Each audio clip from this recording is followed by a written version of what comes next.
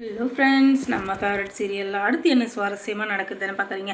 இந்த ராஜேஷ் இருந்துக்கிட்டு அவள் இந்த ஏமாத்தினாலே விஜய்கிட்ட இருந்து எல்லாத்தையும், அதே மாதிரி விஜய் இருந்துக்கிட்டு இப்போ அவளை எப்படி ஏமாற்ற போகிறாரு அப்படின்றத இன்றைக்கி எபிசோட் ரொம்ப சுவாரஸ்யமாக இருக்க போகுது. அது எப்படின்னா, ராஜேஸ்வரி எப்படி பாசத்தால் தந்திரம் காட்டி இந்த விஜய் வந்து அவள் ஆடுற ஆட்டத்துக்கு ஆட்டி எல்லா சொத்து பத்தெல்லாம் பிடுங்கினாலே அந்த மாதிரி இவரும் இப்போ பண்ண போகிறாரு.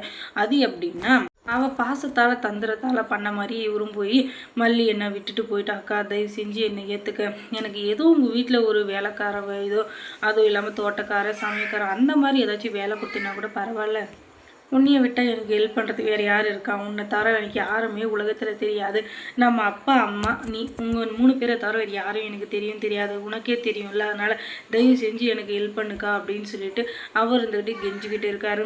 ஐயோ பரவாயில்லையே, இவ்வளோ சீக்கிரம் என் வழிக்கு வருவான்னு நான் நினச்சி கூட பார்க்கலையே, இவன் ரோடாக பிச்சு எடுக்கிறது தான் பார்க்கணும் அப்படின்னு சொல்லிட்டு நான் ரொம்ப ஆசைப்பட்டேன். ஆனால் அது எல்லாமே ஓரளவுக்கு நடந்துருச்சு.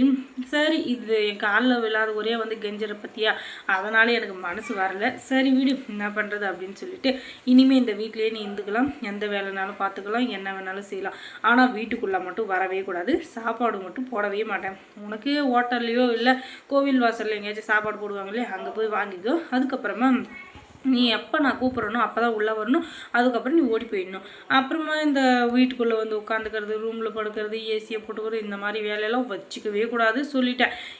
உனக்குன்னு அங்கே ஒரு சின்னதாக ஒரு ரூம் இருக்குது, அந்த ரூமில் வந்து நாய் எல்லாம் படுத்துக்கும், அந்த இடத்துல நீயும் கொஞ்சம் அட்ஜஸ்ட் பண்ணி பார்த்துக்கோ, ஆனால் நாயை வந்து டிஸ்டர்ப் பண்ணக்கூடாது சரியா அப்படின்னு சொல்லிட்டு ஏகப்பட்ட கண்டிஷன் போட்டு அவளுடைய பணத்திமிரு மொத்தத்தையும் விஜய்கிட்ட காட்டுறா. விஜய்கிட்ட இல்லாத பணமா அது எல்லாத்தையும் ஏமாற்றிட்டு இப்போ விஜயவே அசிங்கமான ஒரு இடத்துலலாம் படுக்க வைக்கிறாங்க பார்த்தீங்களா. இதுதான்டா நேரன்றது.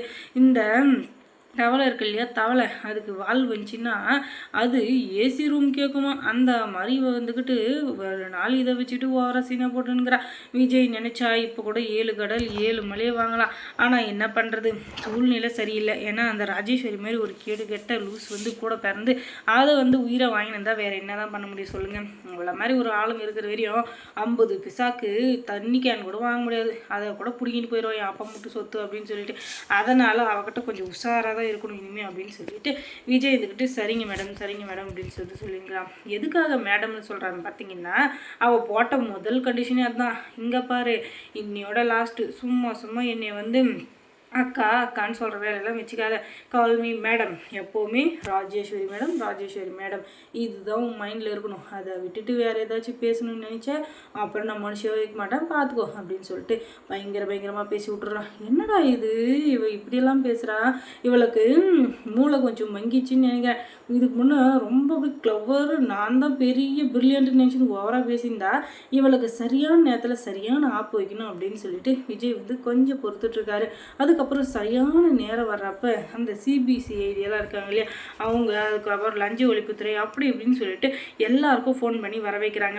அதுக்கப்புறம் இவ திருட்டுத்தனமாக பதுக்கி வச்சிருந்த பணம், அதுவும் இல்லாமல் கருப்பு பணம் அப்படி இப்படின்னு சொல்லிட்டு இவ என்னென்ன ஃப்ராடு வேலை பண்ணாலும் அது எல்லாத்தையும் அவங்கக்கிட்ட போட்டு கொடுத்துட்டு அவங்க எல்லாத்தையும் வந்து சோதனை பண்ணிட்டு இருக்காங்க. சோதனை பண்ணவங்க சும்மா இருப்பாங்களா, வீட்டில் இருக்கிற குண்டூசிலேருந்து பெரிய ஆணி வரைக்கும் மொத்தத்தையும் எல்லாத்தையும் தூக்கின்னு போயிட்டாங்க. அதுக்கப்புறம் இந்த வீடு வந்து விஜய் பேரில் இருக்கிறதுனால அதை மட்டும் எதுவும் பண்ண முடியல, ஆனால் சட்டவிரோதமாக செஞ்ச எல்லா வேலையில் இருந்த பணம் நகை எல்லாத்தையும் தூக்கின்னு போயிட்டாங்க. அதுக்கப்புறம் என்ன மேடம் போடலாமல் மாமியார் வீட்டுக்கு அப்படின்னு சொல்லிட்டு விஜய் வந்துட்டு கேட்குறாரு.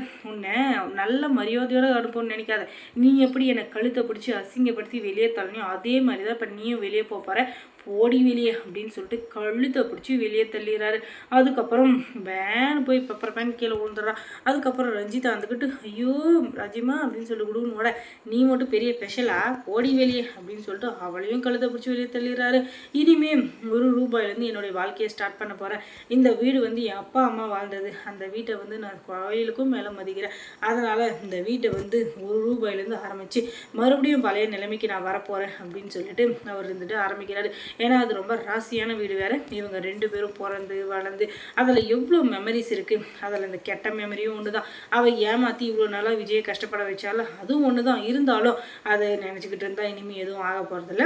அதுக்கப்புறம் மல்லி சீரியலில் என்ன சுவாரஸ்யமாக நடந்திருக்கும் நீங்கள் தெரிஞ்சுக்கணுன்னா நம்ம சேனலில் சப்ஸ்கிரைப் பண்ணுங்கள், அதோட பக்கத்தில் இருக்க அந்த பெல் ஐக்கானை கொஞ்சம் கிளிக் பண்ணி விடுங்க, தொடர்ந்து இந்த சேனலுக்கு சப்போர்ட் கொடுங்க. அதோட மல்லி சீரியலில் யார் உங்களுக்கு பிடிக்கும் பிடிக்காது அப்படின்றத கமெண்ட்ஸில் தெரிவிங்க. தேங்க்ஸ் ஃபார் வாட்சிங்.